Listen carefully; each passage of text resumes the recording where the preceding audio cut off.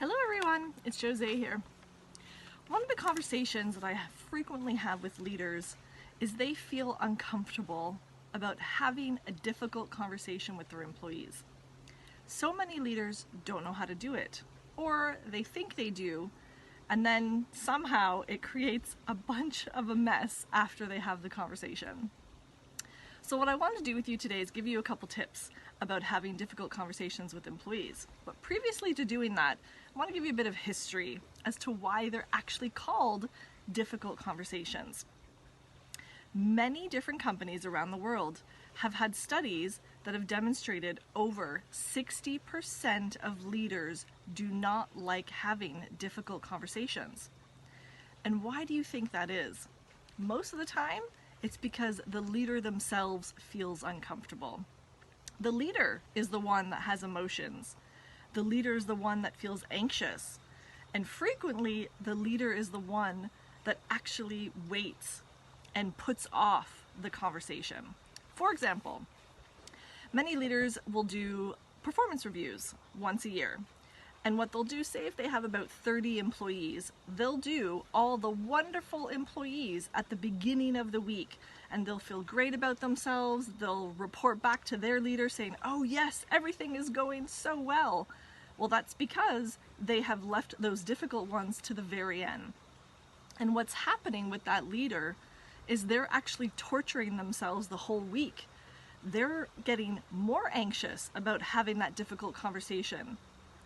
And a lot of people think get everything good done at the beginning. However, we don't realize how much our emotions affect ourselves.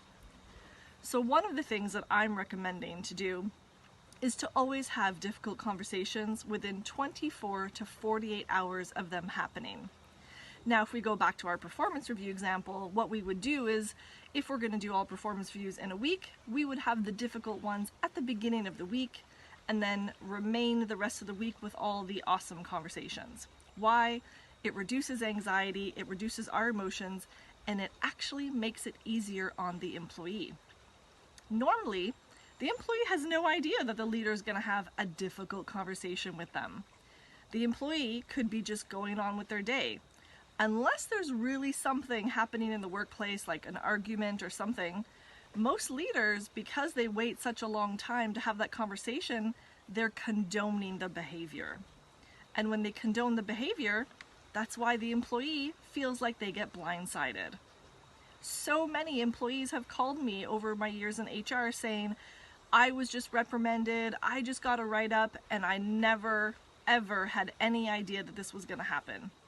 That's because frequently it's taken too long for the leader to have that conversation after the incident happened. So let's get to it. As a leader, there's a few things for us to do before we actually have our conversation with our employee. The first thing, we need to put our emotions aside. We need to, as I said, have the conversation within 24 to 48 hours when an incident happens. Or if it's performance review time, we need to have those difficult ones at the very beginning so that we can reduce our own anxiety and emotions to make it easier for the employees. The second thing, leaders, we should do is our homework. We have to know what we're going to talk about before we're going to go into the conversation. So if there's any type of information we should look into, or video, or investigations, or even just conversations with other people, we may want to touch upon that. But our homework also means we have to have an idea of what type of result we're looking for. Is the result going to be a coaching conversation? Is it going to be mentoring? Or maybe is it going to be a write-up? Now, many times, leaders want to go straight to a termination. And let's keep in mind that should really be an absolute last result. Terminated employees should not happen on a frequent basis. You have to remember, we also spend over $7,000 to hire, train, and coach new employees. So when we're terminating someone, it has to be a serious reason. Something against safety, security, or maybe they've stolen something. Otherwise, most of our conversations with people should really be about coaching. So when we're thinking about our result, we should also have a couple different results in hand because we don't always know the other side of the story. So we may think right away we should want to write someone up. However, once you speak to the employee, a write-up may be too harsh. That's why having a backup plan. So I always suggest to have 1 or 2 options as the result that you're looking for. So let's do a bit of a recap there. For the leader to prepare, they need to remove their emotions or put their emotions on the side, ensure they're having this conversation in a very time-efficient manner, and then thirdly, have an idea of what our end result is by doing our homework. All right, now comes time to having the conversation with the employee.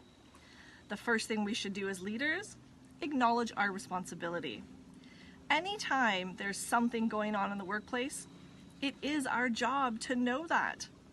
Whether it's 2 employees that are arguing, whether it's an employee misbehaving, or just someone who seems disgruntled. It really is our job to know that. So if we have not done our job, why should we be upset with the employee?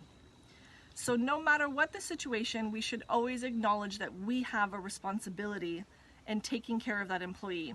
Whether that responsibility now is 20%, 30%, or 80%, it doesn't really matter. Again, as leaders, we're supposed to be 1 step ahead of the game.